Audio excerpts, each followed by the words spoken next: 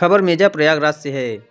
मेजा प्रयागराज में युवा पीढ़ी को नशा मुक्त करने के लिए यमुना पार विकास मंच के अध्यक्ष बाबा तिवारी सहित सैकड़ों समाजसेवी तहसील समाधान दिवस पर तहसील का घेराव किया और गांजा स्मैक व्यापारियों के खिलाफ विरोध प्रदर्शन किया।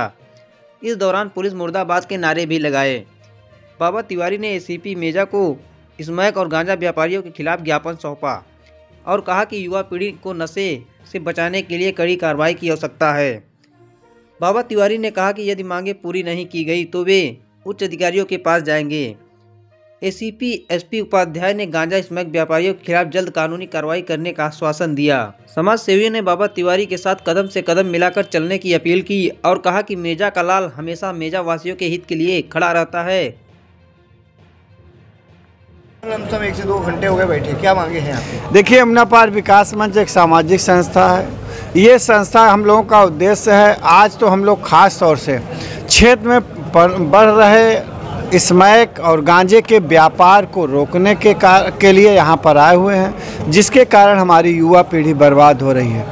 15 साल 16 साल से लेकर 25 साल 26 साल के लड़के इसके गिरफ्त में फंस रहे हैं और नशा करने के लिए जब उनके पास पैसा नहीं रहता वो घर में चोरी करते हैं। घर में चोरी जब पकड़ी जाती है तो बाहर करते हैं। आप देखिए, जो बाइकों की छिनौती हो रही है, जो लूट हो रही है, जो भी चोरियां हो रही हैं, कहीं न कहीं उसमें 80 से 70% स्मैक के कारण हो रहा है, नशेड़ियों के कारण हो रहा है। तो ये कहीं प्रशासन की जानकारी में है, मेजा पुलिस और मांडा पुलिस के जानकारी में है, पूरा क्षेत्र जानता है। हमारा 80% सामाजिक व्यक्ति जानता है कि कहाँ स्मैक और गांजा की खुली बिक्री हो रही है। क्या पुलिस नहीं जानती? अगर पुलिस जानती है तो मुँह क्यों है, ये मैं पूछने आया हूँ कि क्यों आप लोग शांत हैं, क्यों आप लोग स्मैक बेचने वालों को नहीं पकड़ रहे हैं? भांग का लाइसेंस कराकर लोग गोमतियों पर गांजा क्यों बेच रहे हैं, ये मैं पूछने आया हूँ आज क्षेत्राधिकारी मेजा, इंस्पेक्टर मेजा और एसडीएम मेजा से।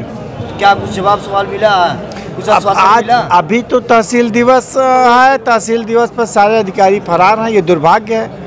तहसील दिवस पर जनता से लोग मिलने के लिए, जनता आती है अधिकारियों से मिलने के लिए, यहाँ एक भी अधिकारी नहीं है। इस बात की चिंता है, दुर्भाग्य है। मैं तहसील दिवस समझकर आ जाया था अपने साथियों के साथ कि तहसील दिवस पर सारे अधिकारी मिल जाएंगे, उनसे वार्ता होगी कि स्मैक गांजा कहाँ से आ रहा है, क्यों बिक रहा है, ये मैं पूछने के लिए आज उनके आया हूँ। और ये अभी शुरुआत है, ये अंगड़ाई है। स्मैक और गांजा बंद कराने के लिए जरूरत पड़े तो कमिश्नर प्रयागराज के पास भी जाऊंगा, उनको भी घेरने का काम किया जाएगा। यमुना पार विकास मंच की लड़ाई जारी रहेगी। अभी ये अंगड़ाई है, आगे लड़ाई जारी रहेगी। मतलब ये जो चल रहा है प्रदर्शन चलता रहेगा? क्यों भैया, आप लोग करते रहेंगे? ये प्रदर्शन चलता रहेगा क्योंकि हमारे जितने भी युवा हैं, जितने भी विद्यार्थी हैं, 10वीं से लेकर 11वीं 12वीं तक वाले भी इसी भी गिरफ्त में आ गए हैं। इनका जो ये चल रहा है रैकेट, ये गलत चल रहा है।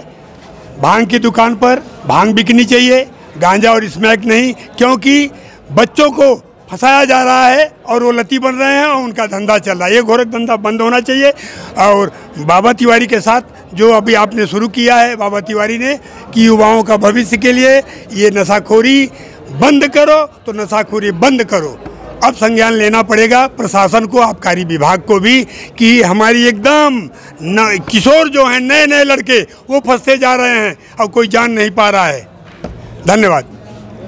अभी ज्ञापन देने आए शनिवार बाबा तिवारी और उनके समर्थन में, क्या है सारी समस्या? क्षेत्र में स्मैक की बिक्री के बारे में उठाया। यहाँ पर क्षेत्र में स्मैक बिक रही है, जिससे हमारी नई पीढ़ी बर्बाद हो रही है। स्मैक के लिए पूरा पुलिस प्रशासन लगा हुआ है।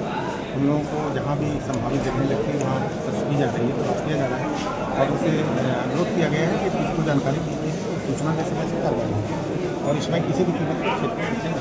सर, जो गांजा की कह रहे हैं, ये भांग की दुकानों में गांजा बिकता है? गांजा अगर कोई ऐसी सूचना है तो बताएं। अगर भांग की दुकान पर है तो उसके लिए हम एक्साइज डिपार्टमेंट से बात करके तो दुकानों को चेक करवाते हैं, हम भी चेक करेंगे।